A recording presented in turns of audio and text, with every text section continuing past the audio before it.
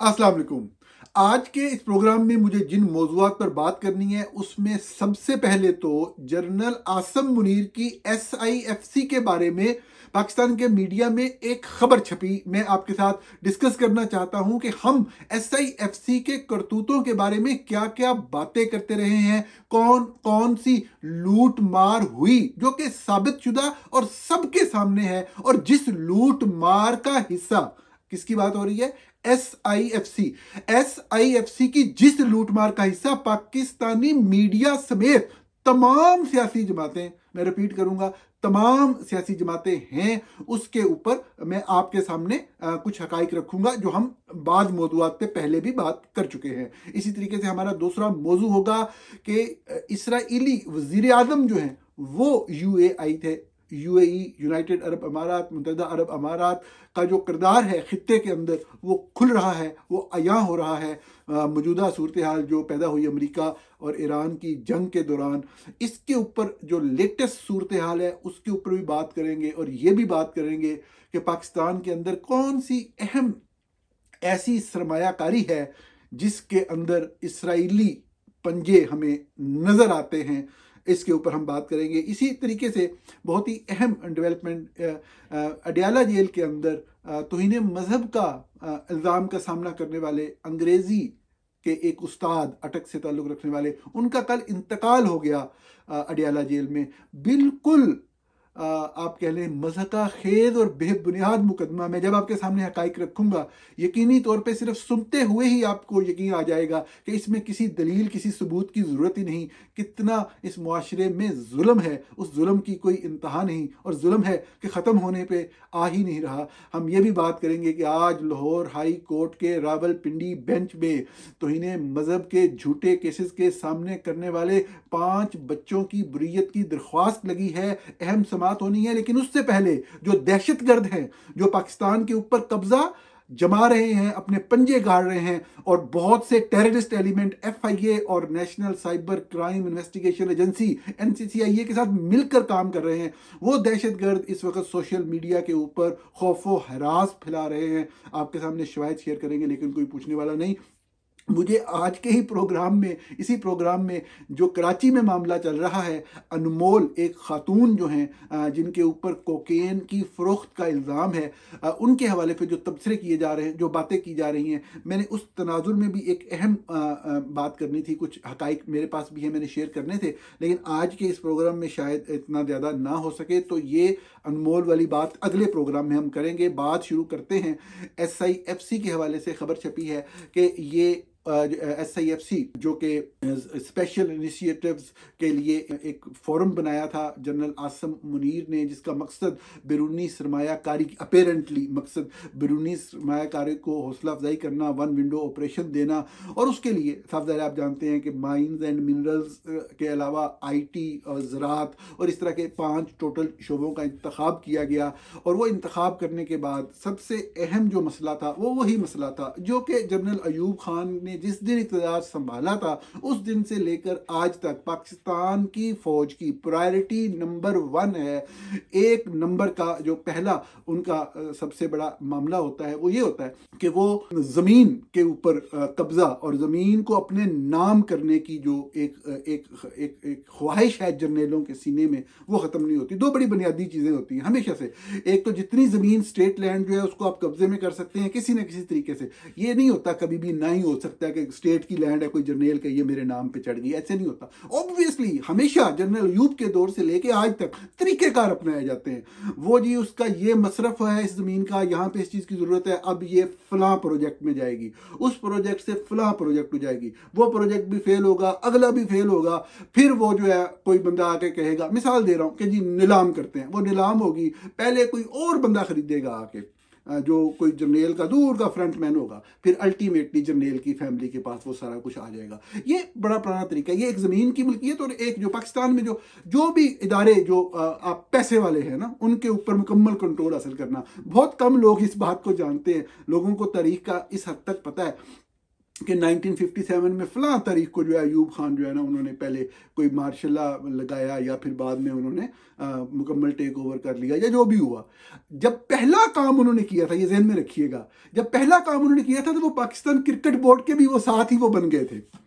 जो इब्तदाई इक़दाम थे उनके, तो उन्होंने पाकिस्तान क्रिकेट बोर्ड का भी खुद को पाकिस्तान क्रिकेट बोर्ड का भी सरबराह जो है वो कर दिया था, क्योंकि पाकिस्तान क्रिकेट बोर्ड की उन दिनों में बहुत अहमियत थी। जो लोग क्रिकेट की तारीख समझते हैं, बरतानिया की बरसगीर में हुक्मरानी और उनके चले जाने के बाद और इस सारे तनाजुर में क्रिकेट की खेल की अहमियत से उस दौर में खुसूसन शनासा हैं, वो इस बात को समझ सकते हैं कि कितना अहम था। तो ये ज़मीनों पे कब्ज़ा अहम तरीन इदारों, जैसे जब IT आया तो पाकिस्तान के बहुत से शोबों ने, बहुत से इदारों ने जो कि PTCL से या टेलीकॉम से रिलेटेड थे, उनमें से बाद इदारों ने कुछ इनिशिएटिव्स लिए, कुछ इनिशिएटिव्स कायम हो गए। जितने भी कामयाब हुए कहना चाह रहा हूँ, तो उसके ऊपर जब जनरल मुशर्रफ आए तो उन्होंने एक एक अदारे के ऊपर कब्जा करके उनको अपने मसरफ में ले लिया। अब ये देखें, ये वाली बात करना कि जी उसका इजलास नहीं हुआ या इस तरह की बात नहीं हुई, हम मुसलसल आपके सामने रिपोर्टिंग कर रहे हैं इस हवाले से, SIFC के हवाले से, कि एक लूट मार का बाजार गर्म है। सबसे पहले तो जिन 5 शोबों की बात हो रही है, अब SIFC जो एक जनरल सरफराज के अंडर काम करती है, अब उसमें उन शोबों के मुतल्लक सेल बने हुए हैं। उन्होंने चंद लोगों को एंगेज किया, हायर किया। अब उन शोबों में उन्होंने क्या किया कि उनके अंदर कंपनियां कायम की, कंपनियों के जरिए एक काम शुरू किया। अब उन जो सेल्स हैं, अब जो मुतलका मिनिस्ट्रीज हैं उसकी, अगर कोई वफाक में है या कोई प्रोविंशियल सब्जेक्ट है प्रोविंस में है, तो वो सेल उस पूरी मिनिस्ट्री को, एक कॉल चली जाए तो पूरी मिनिस्ट्री हिल के रह, पूरा डिपार्टमेंट हिल के रह जाता है। ऑब्वियसली जनरल आसम मुनीर की SIFC से कॉल आई है, पूरा एडमिनिस्ट्रेटिव स्ट्रक्चर जो उड़ा के रख दिया हुआ था। और जिस तरह सेहत का आप मिसाल ले लें कि सेहत के हवाले से जो भी आप कह लें कि जो प्राइम मोस्ट लोकेशन थी पाकिस्तान की, खैबर पख्तूनख्वा का सूबा खूबसूरती के हवाले से, अभी तो सिर्फ नज़र उनके रेयर अर्थ मिनरल्स पे या उनके ऑयल पे या उनकी गैस पे है, जो खूबसूरती से मतलब है कि मालामाल है, और जो सियाहती मकामात हैं, तो जितने भी थे वो मैंने आपको बताया कि जनरल आसम मुनीर ने अपने एक फैमिली मेम्बर को वहाँ पे वो लाए बतौर केयर टेकर चीफ मिनिस्टर। और फिर ये जो खबर थी जिसके बाद मेरे भाइयों को अगवा किया गया, उसके अंदर तज़किरा था इस बात का। और फिर साफ ज़ाहिर है कि उन भाई के ज़रिए जो है वो उन्होंने उन साहब के ज़रिए जितनी भी थी, अब देखें ये बात मैं कर रहा हूँ ना, कोई शख्स कल को आगे कह सकता है कि ये शख्स गलत बात कर रहा है, ये जर्नलिस्ट के ये फैक्ट्स गलत हैं। जो ज़मीनें थी ना उनकी बकायदा लीज हुई, प्राइवेट कंपनियों के नाम पे बकायदा लीज, रजिस्ट्री आप कह लें एक तरह से, ये रजिस्ट्री यही होती है। रजिस्ट्री से मुराद, ये अजीब हमारे यहाँ कंसेप्ट है, किसी बंदे ने कितना जी लेना है, यही उम्र होती है ना, 60 साल या 90 साल। तो जब आपको इतनी लंबी लीजें मिल जाए तो उसका मतलब रजिस्ट्री है ना। तो वो सारा कुछ प्राइवेट कंपनियों के मतलब है कि नाम बकायदा प्रॉपर। भाई आपने अगर फर्ज करें, मैं मिसाल देता हूं आपको इस बात को कंक्लूड करने से पहले, कि जी आपने SIFC बनाई, आपका मकसद था लोग आए, आप बड़े अच्छे हैं, आप बड़े दयानतदार हैं, आप बड़े ईमानदार हैं, आपके दिल जो है पाकिस्तान की मोहब्बत में धड़क धड़क के वो पागल हुए हैं आप ना, हुब्बल वतनी वॉमिट की तरह बाहर आ रही है आपसे। तो आप मतलब वहां पे कोई काम कर दें, कोई उसको सफाई का निज़ाम कोई बन दे, कोई वहाँ पे सिस्टम कर दें, कोई उसकी मजीद खूबसूरती का कर दें, कोई वहाँ पे अपने लोगों से या बड़े बिजनेसमैन से कह के कोई इन्वेस्टमेंट करवा दें वहाँ पे, यही अब कर सकते हैं ना। सबसे पहली चीज़ जो लैंड है वो मतलब है कि उन कंपनियां जो जर्नेलों के पास हैं उनके नाम पे ट्रांसफ़र कराना, जो अपेरेंटली पहले स्टेज पे SIFC की कंपनियां कहला रही हैं। अच्छा, अब बात क्या है, अब ये सारा कुछ कर लिया, अब मतलब है कि वहाँ बैठे हुए हैं आपके सामने जितनी पाकिस्तान के अंदर पिछले कोई 15-20 साल के अंदर जो भी इन्वेस्टमेंट आई थी, जब से SIFC बनी है, आपके सामने, मैं तफसील में नहीं जाता था, ज़रा ये मौजूद गुफ्तगू नहीं, सारी बाहर जा रही इतने। अच्छा, फिर आप देखें कि सहाफ़ती बददियानती का मुजाहिरा किस हद तक किया गया पिछले 3 सालों के अंदर, कि पाकिस्तान के अंदर इन्वेस्टमेंट बाहर जा रही है, पाकिस्तान के अंदर कोई इन्वेस्टमेंट नहीं आ रही। जो अपने रेयर अर्थ मिनरल्स हम खुद उठा के प्लेटों में रख के आलमी ताकतों को बेच रहे हैं, जाके उनको पेश कर रहे हैं, उसके ऊपर ये तासुर दिया गया मीडिया के लोगों की तरफ से, देखें ये इन्वेस्टमेंट आ रही है पाकिस्तान में। कितने मुनाफिक हो गए हैं हम, घर की इज्जत बेचने को बायसे फख्र समझते हैं।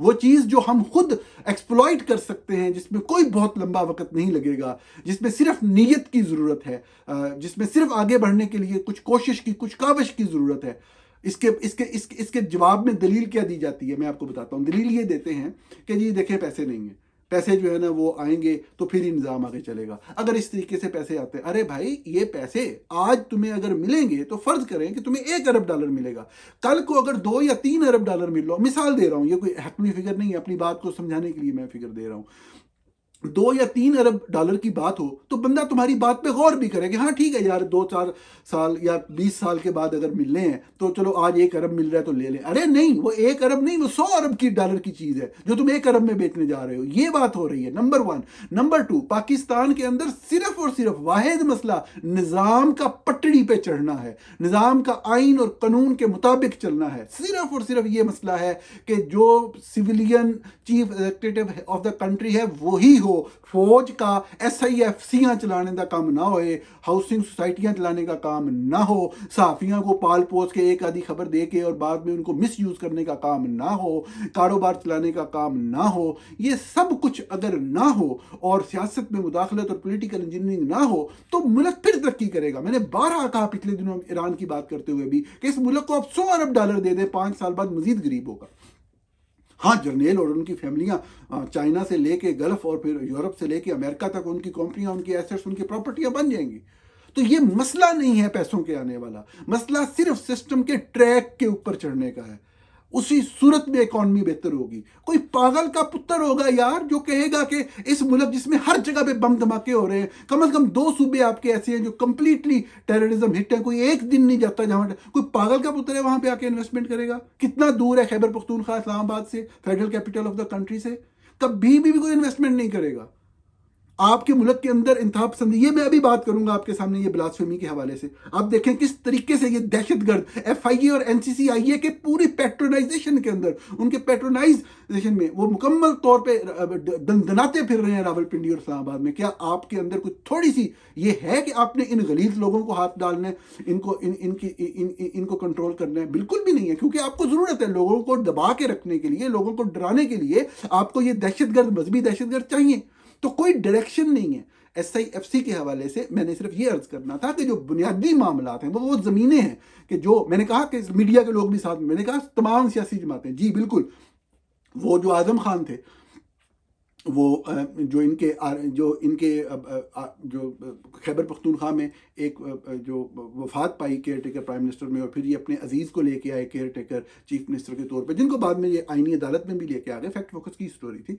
अब वो जो साहब हैं, उनके बाद जब PTI की हुकूमत आई तो क्या अली अमीन गंडापुर ने ख़त्म कर दिए वो, या जो मौजूदा वज़ीर आला इन्होंने ख़त्म कर दिए? अरे नहीं नहीं, किसी का बाप भी नहीं कर सकता। तो सारी पॉलिटिकल पार्टीज भी शामिल है ना उस सारे मामले के अंदर। आप कैसे उनको मुबर्रा कर सकते हैं, कैसे उनको बरीजुमा करार दे सकते हैं इन सारी चीज़ से? बिल्कुल ऐसे ही है।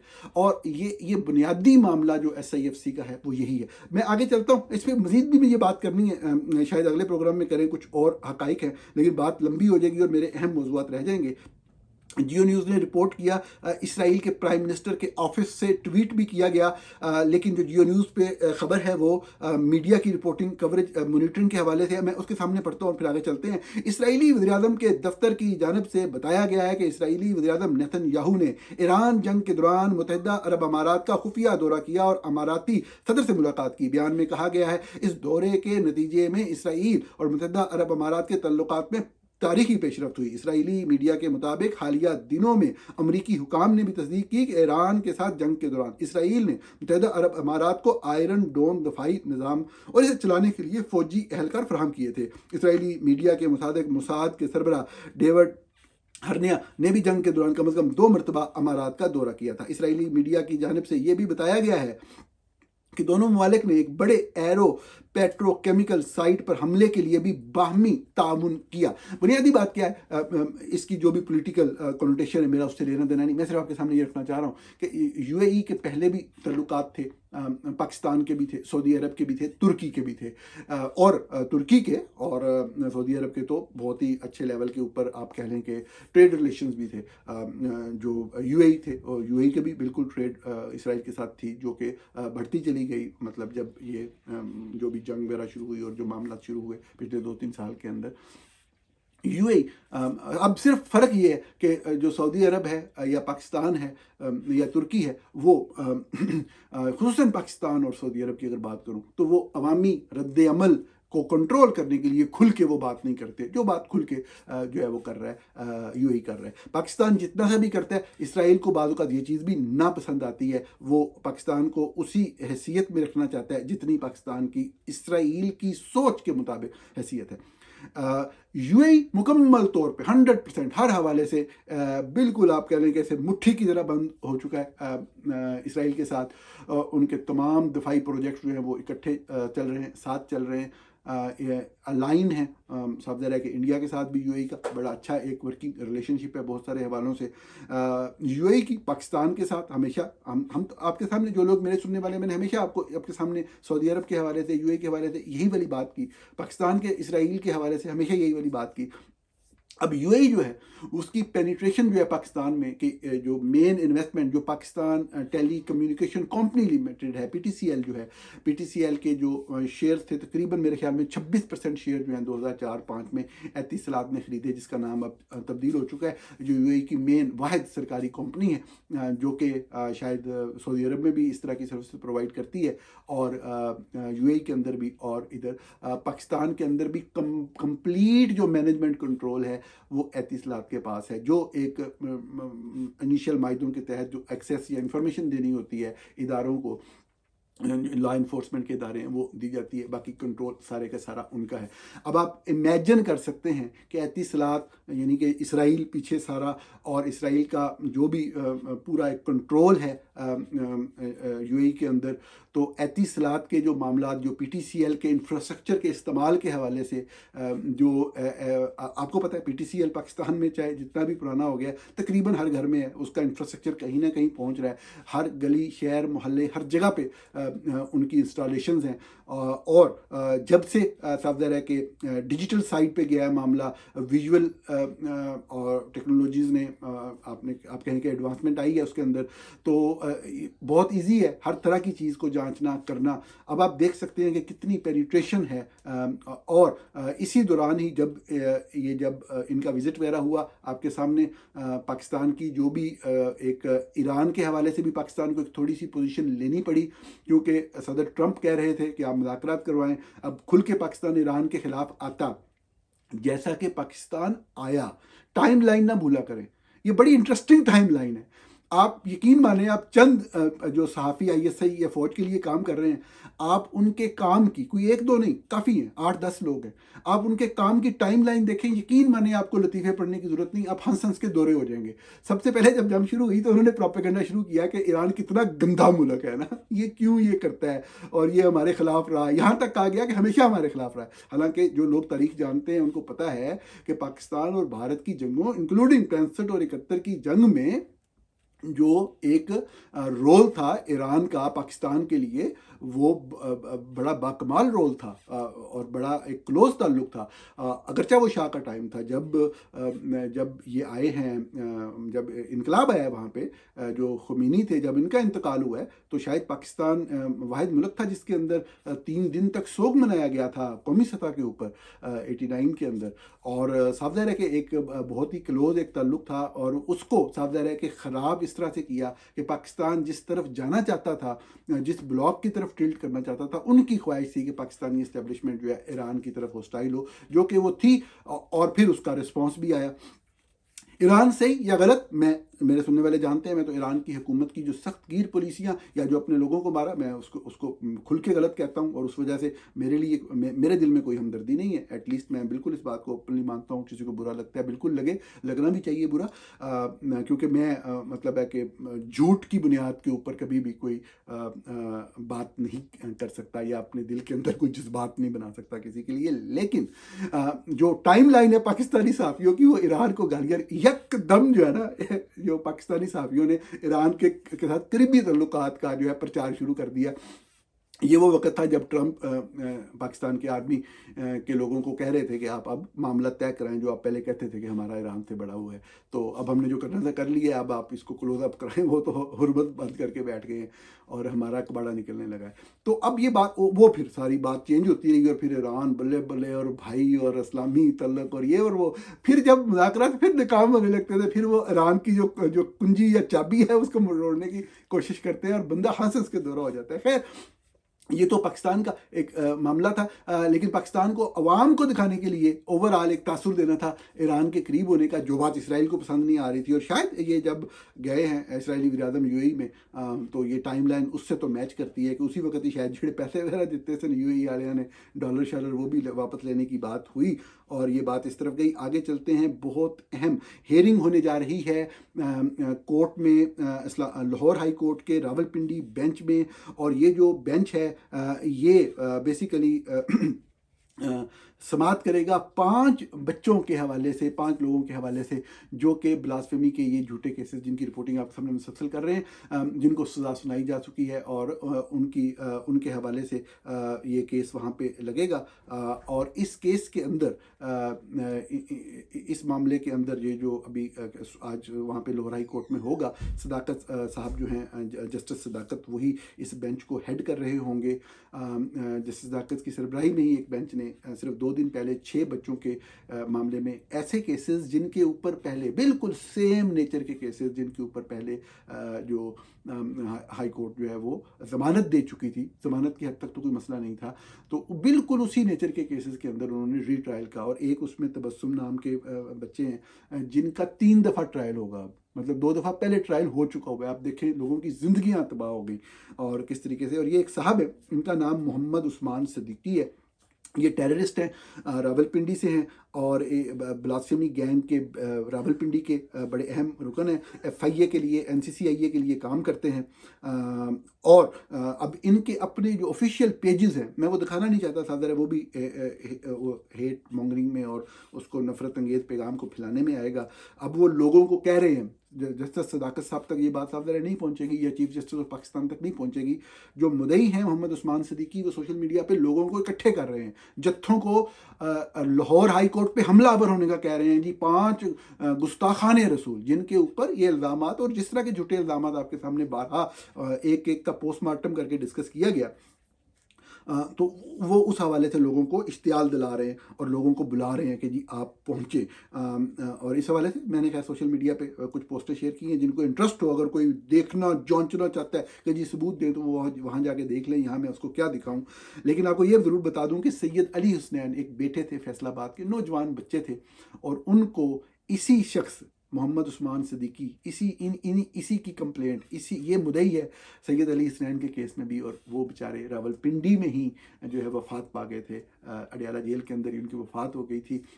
बहुत बुरी हालत में जेल में रहे, उनको इलाज की सहूलत उस तरीके से नहीं फराहम की गई जिस तरह की जानी चाहिए थी, और वो इस दुनिया से चले गए। वाहिद सहारा थे अपनी बेवा माँ और अपनी बहन का, और उनकी माँ इतनी खौफज़दा है कि हमारे सैकड़ों मरतबा यकीन दहानी कराने के बावजूद हमसे बात करने को तैयार नहीं है।